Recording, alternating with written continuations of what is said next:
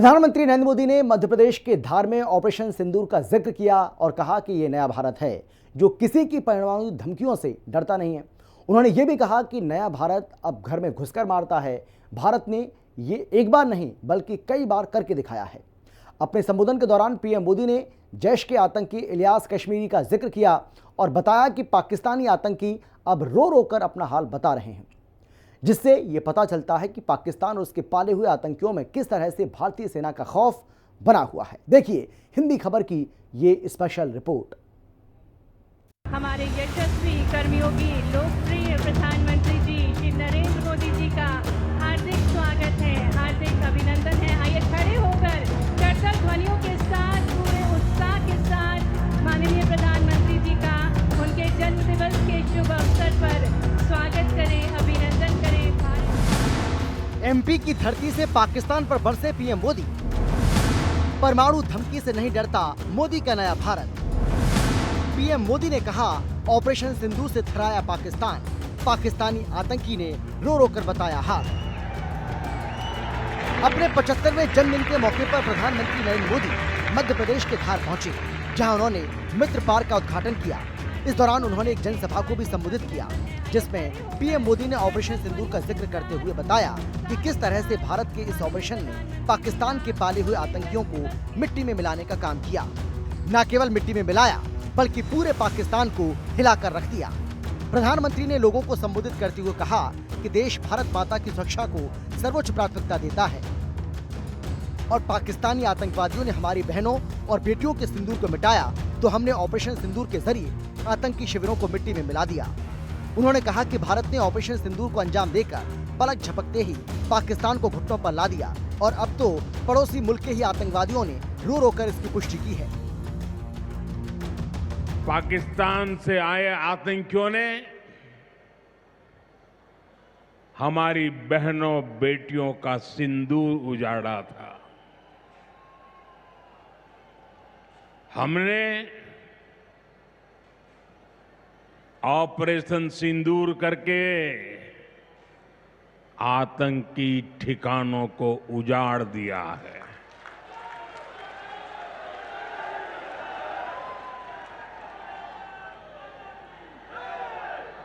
हमारे वीर जवानों ने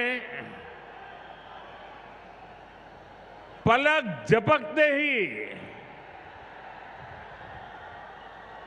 पाकिस्तान को घुटनों पर ला दिया।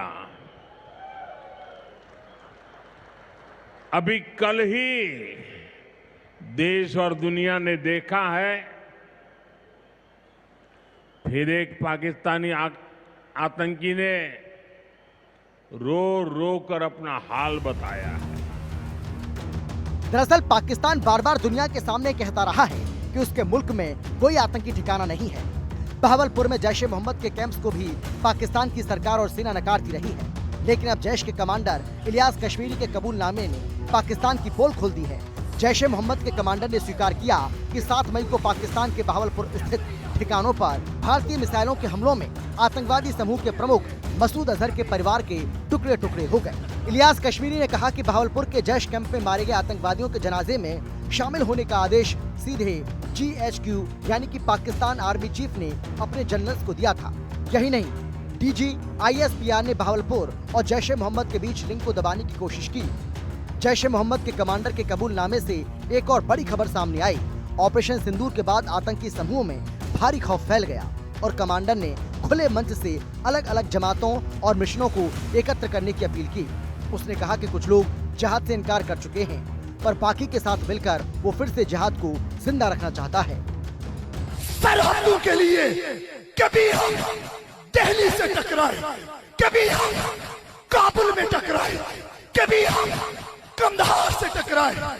सब कुछ कुर्बान करने के बाद 7 मई को बहावलपुर के अंदर मौलाना मसूद अजहर की फैमिली के लोग, बहनें और बेटे और बच्चे रेजा रेजा हो गए। 22 अप्रैल को पाकिस्तान परस्त आतंकवादियों ने जम्मू कश्मीर के पहलगाम में 26 बेगुनाहों की जान ले ली थी, जिसका बदला लेने के लिए भारत ने 6-7 मई की रात को ऑपरेशन सिंदूर लॉन्च किया। इस ऑपरेशन सिंदूर के जरिए भारत ने पाकिस्तान और पीओके में मौजूद 9 आतंकी ठिकानों को मिट्टी में मिलाने के साथ ही 100 से ज्यादा आतंकवादियों को जहन्नुम में पहुंचा दिया था। इसके बाद जब पाकिस्तान ने आतंकवादियों का साथ दिया और भारत के खिलाफ हिमाकत करने की कोशिश की, तो भारतीय सेना ने पाकिस्तान के 1 दर्जन से ज्यादा एयरबेस को तबाह और बर्बाद कर दिया। पाकिस्तान के गिड़गिड़ाने के बाद भारत ने अपने इस ऑपरेशन को ये कहते हुए रोका कि अगर आगे से कभी भी भारत पर आतंकी हमला हुआ तो भारत इससे भी ज्यादा बड़ा हमला करेगा। मध्य प्रदेश के धार से भी एक बार फिर प्रधानमंत्री नरेंद्र मोदी ने कहा कि नया भारत किसी भी परमाणु धमकी से अब डरने वाला नहीं है। ये नया भारत है, ये किसी की परमाणु धमकियों से डरता नहीं है।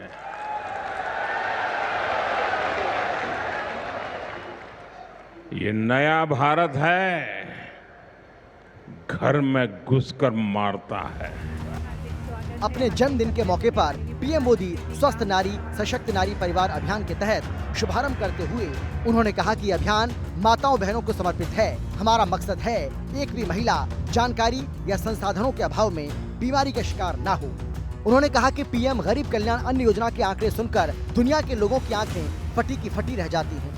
उनकी सरकार का जोर माताओं बहनों को आर्थिक रूप से सशक्त करने पर रहता है, जिसमें सरकार 3 करोड़ ग्रामीण बहनों को लखपति दीदी बनाने के अभियान में जुटी है और उसमें से अब तक करीब 2 करोड़ बहनें लखपति दीदी बन चुकी हैं। इस मौके पर धार को पराक्रम की धरती करार देते हुए मोदी ने महाराजा भोज और महर्षि दधीची का उल्लेख किया और कहा कि इनकी विरासत से प्रेरणा लेकर आज देश अपनी सुरक्षा को सर्वोच्च प्राथमिकता दे रहा है। इस मौके पर उन्होंने माता बहनों से खास प्रार्थना की और कहा कि स्वस्थ नारी सशक्त परिवार माताओं के लिए समर्पित है। ऐसे में स्वास्थ्य जांच कैंप में जाकर जांच कराएं। धार की ये धरती हमेशा से पराक्रम की धरती रही है, प्रेरणा की धरती रही है। महाराजा भोज का शौर्य हमें राष्ट्र गौरव की रक्षा के लिए डटे रहने की सीख देता है।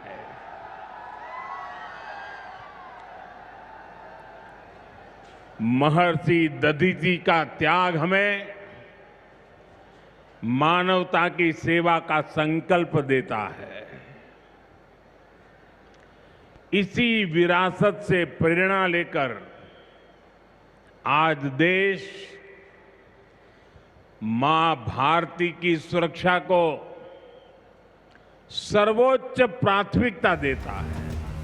प्रधानमंत्री नरेंद्र मोदी ने सरदार पटेल की गौरव गाथा को भी मध्य प्रदेश के लोगों को सुनाया और कहा कि 17 सितंबर के दिन ही देश ने सरदार पटेल की फौलादी इच्छा शक्ति का उदाहरण देखा था, जब भारतीय सेना ने हैदराबाद को अनेकों अत्याचार से मुक्त करवाकर उनके अधिकारों की रक्षा करके भारत के गौरव को फिर से स्थापित किया था। पीएम मोदी ने जोर देकर कहा कि उनके आने से पहले तक देश की इतनी बड़ी उपलब्धि को, सेना के इतने बड़े शौर्य को याद करने वाला नहीं था, लेकिन उनकी सरकार ने 17 सितंबर की हैदराबाद की घटना को अमर कर दिया। 17 सितंबर को एक और ऐतिहासिक अवसर है। आज ही के दिन देश ने सरदार पटेल की फौलादी इच्छा शक्ति का उदाहरण देखा था। भारतीय सेना ने हैदराबाद को अनेकों अत्याचारों से मुक्त कराकर उनके अधिकारों की रक्षा करके भारत के गौरव को पुनः प्रस्थापित किया था। सेना के इतने बड़े शौर्य को कई दशक बीत गए, कोई याद करने वाला नहीं था, लेकिन आपने मुझे मौका दिया। हमारी सरकार ने 17 सितंबर सरदार पटेल हैदराबाद की घटना उसको अमर कर दिया है। प्रधानमंत्री नरेंद्र मोदी ने धार में जिस मेगा टेक्सटाइल पार्क का उद्घाटन किया, उससे 3 लाख से ज्यादा लोगों को रोजगार मिलेगा, लाखों किसानों को फायदा होगा और महिलाओं को आवास समेत कई सुविधाएं मिलेंगी। युवाओं के लिए यहाँ रोजगार और स्टार्टअप के मौके उपलब्ध होंगे। पार्क की वजह से प्रदेश में दुनिया स्तर की सुविधाएं सोलर और ग्रीन एनर्जी का उपयोग, बेहतरीन हाईवे, एयरपोर्ट कनेक्टिविटी मिलेगी। पीएम मोदी ने 2047 तक विकसित भारत बनाने का संकल्प दोहराया और कहा कि इसका रास्ता आत्मनिर्भर भारत से होकर जाता है। उन्होंने व्यापारी भाई बहनों से आग्रह किया कि जो भी बेचें वो देश में बना होना चाहिए। चाहे दीपावली की मूर्तियां हों या मोबाइल, टीवी, फ्रिज, हर छोटी बड़ी खरीदारी स्वदेशी उत्पादों की होनी चाहिए। हिंदी खबर की स्पेशल रिपोर्ट।